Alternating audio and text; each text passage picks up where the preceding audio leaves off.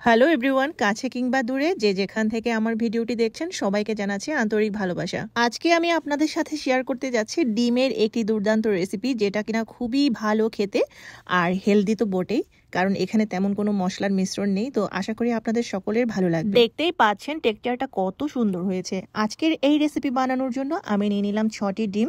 একটি পাত্রে আমি সবগুলো ডিম ভেঙে নেব। এই রেসিপির একটা বিশেষ গুণ হলো এই রেসিপিতে তেমন কোনো মশলার প্রয়োজন হয় না, আর খেতেও ভীষণ মজার হয়।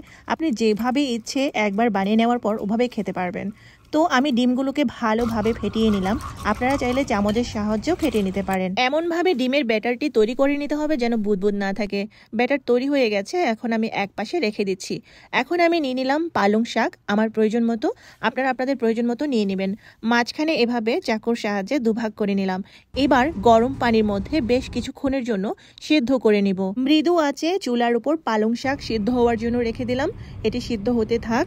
ততক্ষণে আমি গাজর কেটে নিচ্ছি। গাজরগুলো দেখতে পাচ্ছেন স্লাইস করে কাটছি। কয়েক পিস নেব শুধু ডেকোর করার জন্য। আর এখানে আমি বাকি একটা গাজরের কিছুটা অংশ গ্রেডিং করে নিয়েছি। আপনারা চাইলে চাকুর সাহায্যে কুচি করে নিতে পারেন, ঠিক এইভাবে, যাতে নরম নরম হয়ে যায়। ঠিক এইভাবেই হতে হবে টেক্সচারটা। এখন আমি পালং শাকগুলোকে সুন্দরভাবে গরম পানি থেকে উঠিয়ে নিয়েছি। দেখতে পাচ্ছেন একেবারেই কিন্তু সিদ্ধ হয়নি, মাঝারি সিদ্ধ যাকে বলে। তো এখন আমি এগুলোকে কুচি করে কেটে নেব, একদম কুচি কুচি করে।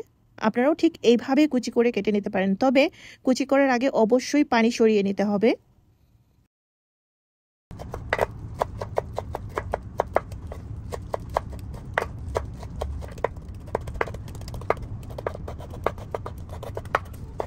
ডিমের ব্যাটারের মধ্যে এখন আমি দিয়ে দিলাম গাজর কুচি, পালং শাক কুচি, স্বাদ মতো নুন, স্বাদ মতো গোলমরিচের গুঁড়ো এবং বিট লবণ।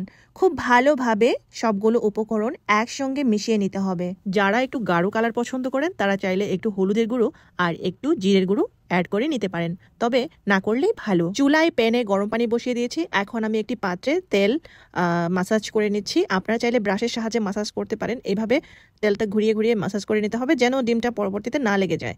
তো এখন আমি প্যানটি পাতিলের মধ্যে বসিয়ে দিলাম আর ডিমটাও সাথে সাথে দিয়ে দিলাম। তো আমি কিছুক্ষণের জন্য ঢাকনা দিয়ে ঢেকে দিব 5 থেকে 10 মিনিটের জন্য। 5 মিনিট পর ঢাকনা খুলে দেখলাম প্রায় খানিকটা হয়ে এসেছে।